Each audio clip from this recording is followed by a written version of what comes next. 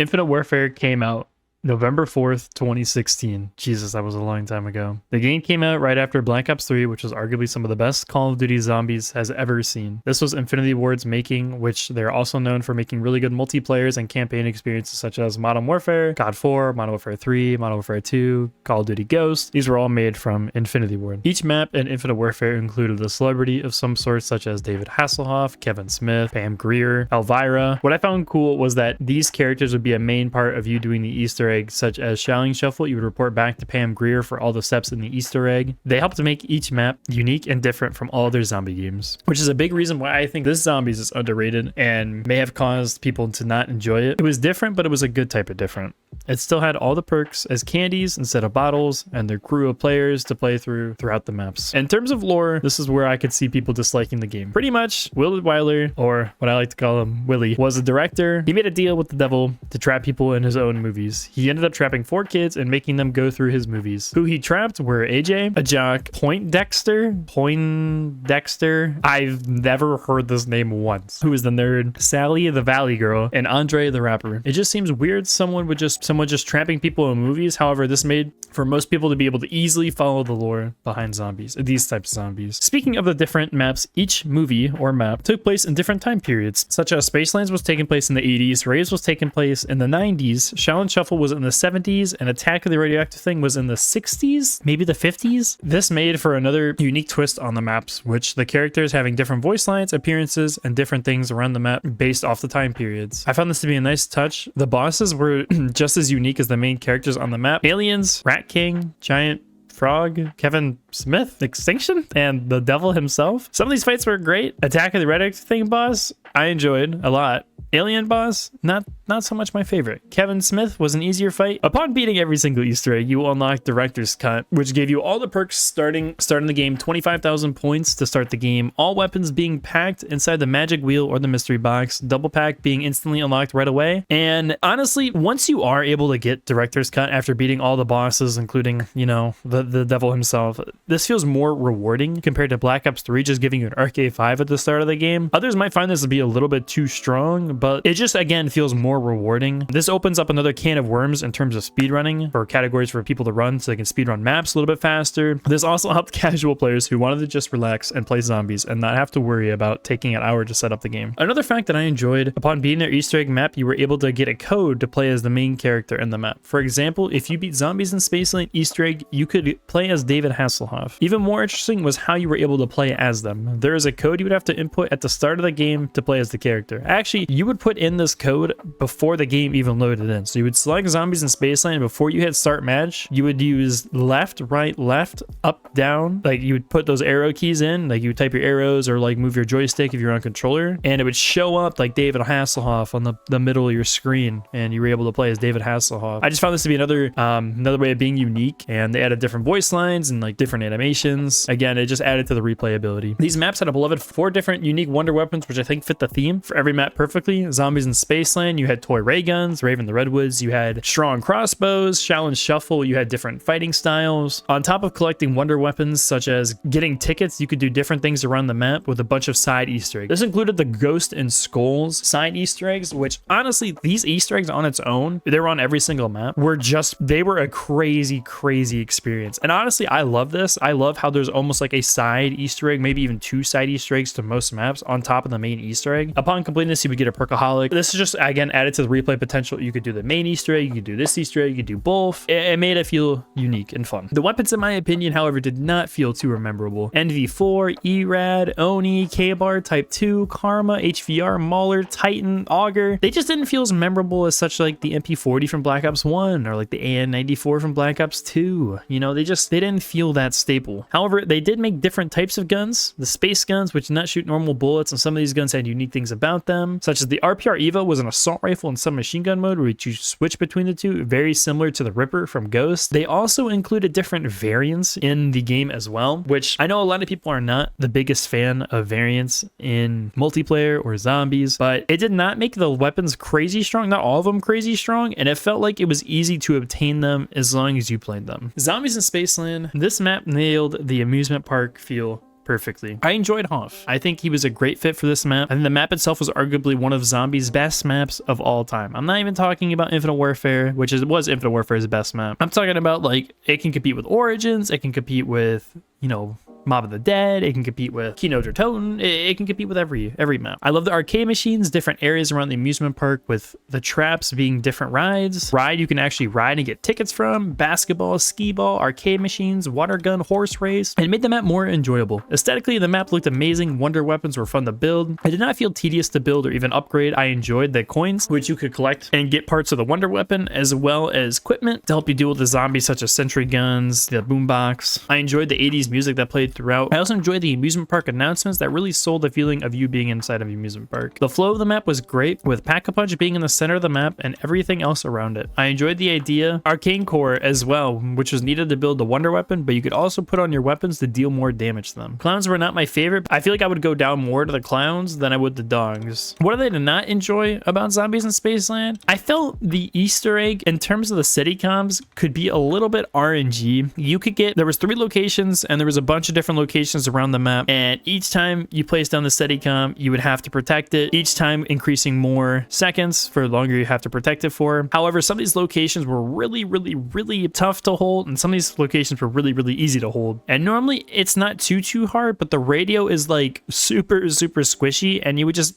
instantly just get destroyed. Like, I swear, like 3 zombies hop on it, it's just done. But besides that, I feel it was good. I feel like the boss fight was okay too. The boss was a little strong, especially if you're playing this with multiple players. The more players you play with, the more aliens that spawn. So fun fact, the boss fight actually had to get nerfed because of how strong the boss was right off the rip. It's a little chaotic, but overall I enjoyed the map a lot. I had a bunch, it has a bunch of replay potential, and still one of my favorites, if not my favorite zombie map of all time. Similar to Zombies in Spaceland, Rave in the Redwoods nailed the cabin park theme to a T. What I enjoyed with Rave was Kevin Smith, another character who helped made the map feel fitting for its time. I also enjoyed the idea of Rave having a rave mode in the game. You would get a pouch from a zombie and be able to throw into the fire and be in rave mode. Zombies would get you more money, and you could interact with fairies around the map to stay longer in rave mode. However, if you stayed there too long, a slasher would appear, which if the slasher were to hit you, it would actually bring you to red screen. It made it so like you couldn't always stay in there and try to get as much money as you can. I love the bows a lot. They were unique, and building them really sold the idea of being in a cabin area. The Easter egg was interesting as well. You would first get the parts to repair a boat and take the boat to go see Kevin. Taking the boat, however, was horrible.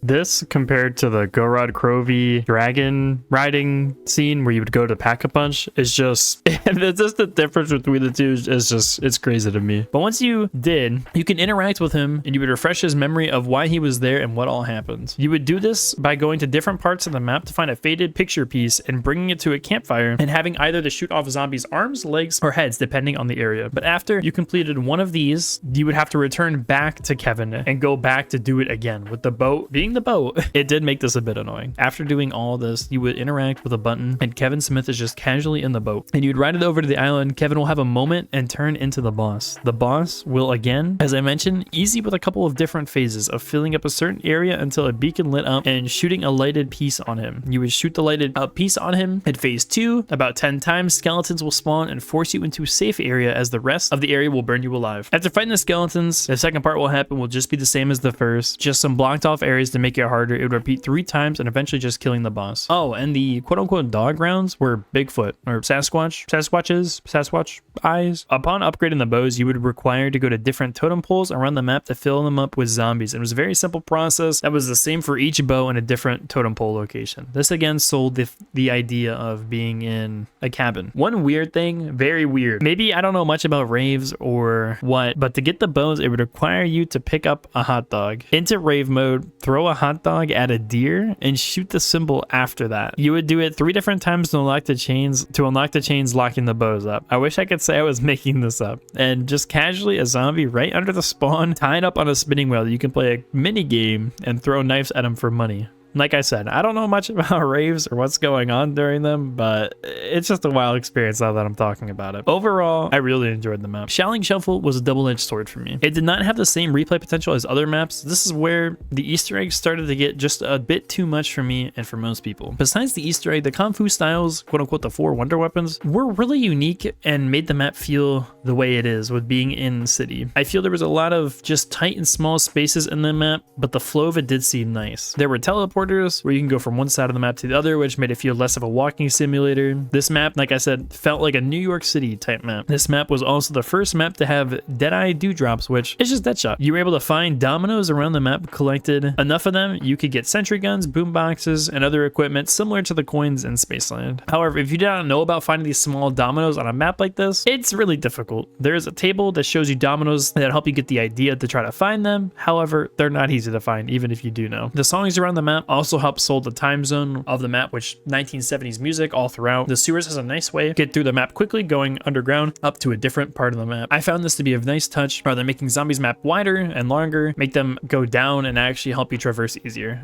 I also enjoyed the club area with the dance floor and the roof located on top, really sold the theme of the map. My biggest complaint had to go down to the Easter egg, and the steps were just so bad and were really almost impossible to figure out on the searching up. Normally, I'm not picky about this, but some of the steps are just so tedious. Looking for the Rat King symbols, which has 13 different locations, which only one spawns at a time, and it can be glitchy from time to time. I remember having to watch a speed run of one of the Easter eggs to find these symbols a lot easier. Morse code, I do not enjoy Morse code, which you would have to translate into numbers. If you're doing the step solo, it was a bit of a pain. It would require you to interact with a phone and listen to Morse code. You would have to translate into numbers and find that number code, and you got it from a poster located around the map. It was very easy for the zombies to hit you off the phone and not even hear the code right. Okay, there was this one step that I did enjoy. You would see a letter on the wall right as you go up the stairs. There are symbols on the roof. These symbols correlated to a letter, which would spell out the rest of the word. This was, I don't know, a fun step and felt different and unique. Following the rats around the map also felt very tedious, and you would have to use your chi power twice, which you can only get one per round. The boss fight also had its problems and its sides to it. It really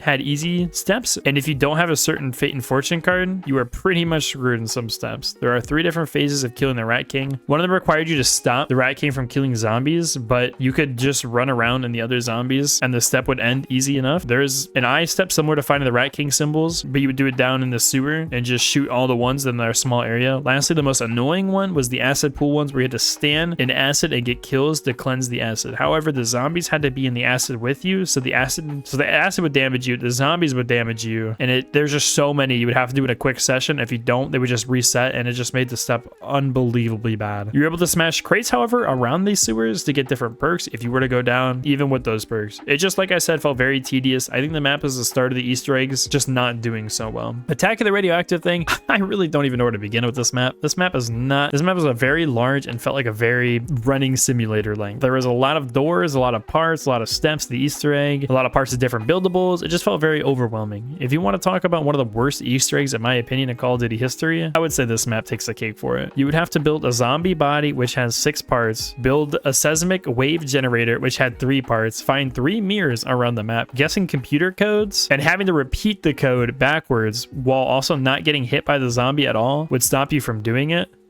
Also, guessing that code part was a 6-digit code that you actually had to guess and figure out through trial and error, and it had 10 dots being a number, and it would cycle through them quickly, forcing you to time the number. That step on its own was stupid. Then you had to do the same again backwards. You would also have to find 3 bomb parts, 4 gauges, 3 chemical stations, go into a different color mode to find numbers relating to a chemical set up the color based to its number, which was higher or lower than a certain number. It was all just a pain. And if you somehow managed to do all that and make it through the boss fight was nice. You had to go onto the beach with the radioactive thing and bring the bomb you built over to the water. You would use the turrets to open up a hole or to weaken the radioactive thing, and overall just felt like a fun boss fight. It did have some annoying lasers at the end, which you had a very, very, very, very small amount of time to get through them and make it to the bomb, where it would teleport you inside the radioactive thing. You would do a similar annoying number guessing step, except they were nice and gave you the number. It felt like a nice way of ending the boss and rewarding at that. This map did not have a lot of replay potential. If any, the Easter egg felt really daunting. Beast is the only map I did not play, so I can't really give you my full opinion on it. I have played a little bit with my friends, but I am confused overall by the map. The map just casually spawns you in with an Osa, a decently powerful AR, and just aliens instead of zombies. This is obviously the aliens from Extinction, from Call of Duty Ghost, but if you did not know, you had to put Neil's head and install it into the mainframe before zombies would actually spawn. And the wonder weapon on that map was the Entangler, or the Venom X, which again was just Extinction. This whole thing just really felt like Extinction. So the map felt really cluttered, and this could be due to me just not playing the map as much, but the boss fight was pretty much just a bunch of aliens from Extinction, including rhinos, hunters, scouts, and more. The map just felt very Ghost themed, which I did not hate Ghost in Extinction, but it's just different from zombies. Lastly, after beating all the bosses, you could go against Mephistopheles, or the devil himself, which every Call of Duty should take notes on. This was a perfect super boss and a great way to end the game. This boss was difficult yet not annoying and relied on a lot of skill of paying attention to the devil's attacks. This also included all the other mini bosses from the other maps, which being rewarded director's cut at it all, it came with that. It made it extremely rewarding and wanted to grind out the Easter eggs for this.